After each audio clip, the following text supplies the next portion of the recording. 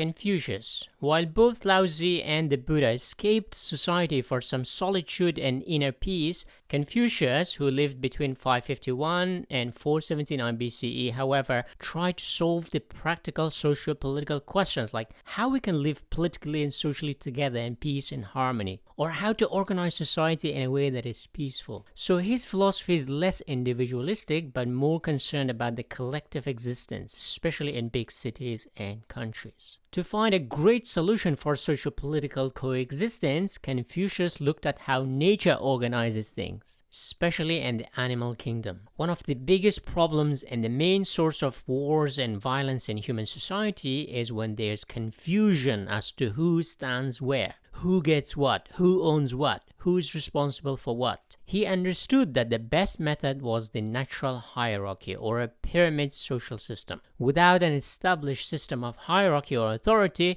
there's chaos and confusion. And hierarchy allows everyone to know their place, so there is no confusion or conflict as to which chair belongs to who. Removing social confusion was Confucius's main task, pun intended.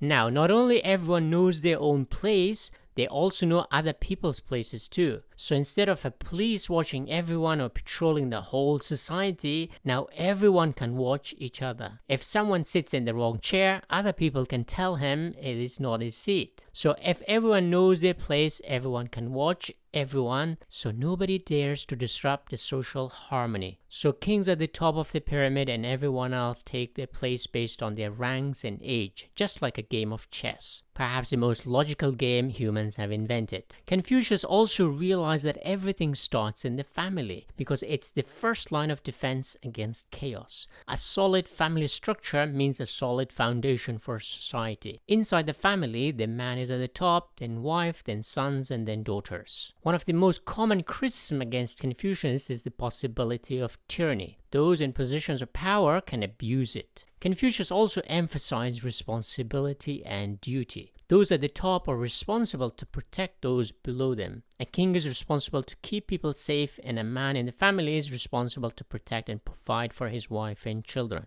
Those below, in return, are loyal and follow their superiors and do as asked. To understand Confucianism, you should look things not just from an individual point of view, but from a collective perspective. For example, if your body parts didn't function in alignment with the rest of your body, you are sick and needs treatment. Society is the same. If one or few members push things in the opposite direction, there's violence, which is a social illness. You might think it's pretty outdated, but you would be surprised that this Confucian hierarchy is a pretty efficient system which is at work in modern companies. Because we hear this cliche that no work is done by a committee, which is true in most situations. Most corporate structures follow a strict and rigid hierarchy and a chain of command. In the animal kingdom, a hierarchy is often achieved through violence. But Confucius says since it's natural, we might as well adopt it to reduce violence. Of course, in the modern age, revolutions are a common occurrence. Those at the bottom rebel against the establishment. That's why Confucius emphasized duty and responsibility. When a ruler becomes tyrannical, he fails his duty. It all comes down to respecting your role in society.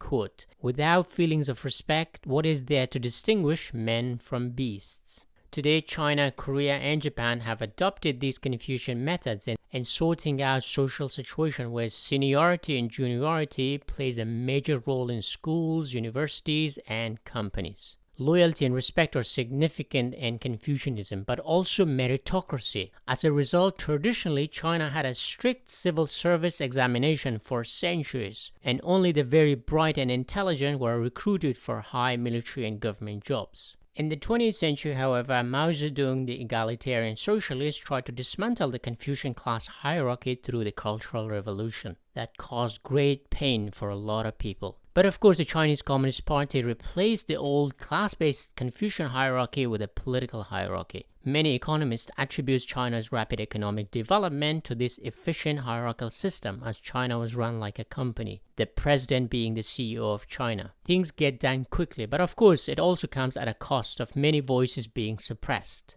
Traditionally, the Chinese Communist Party used to distance itself from the archaic Confucius philosophy because it contradicts the egalitarian philosophy of socialism, in which everyone is equal and there's no hierarchy, at least on paper. But in reality, every human society has been hierarchical. Even today, China is slowly moving towards a more Confucian philosophy. As China is developing, not only it's utilizing a Confucian hierarchy for its efficiency, but it also cultivating a more robust culture of meritocracy and traditional masculinity, which were centered on Confucian philosophy.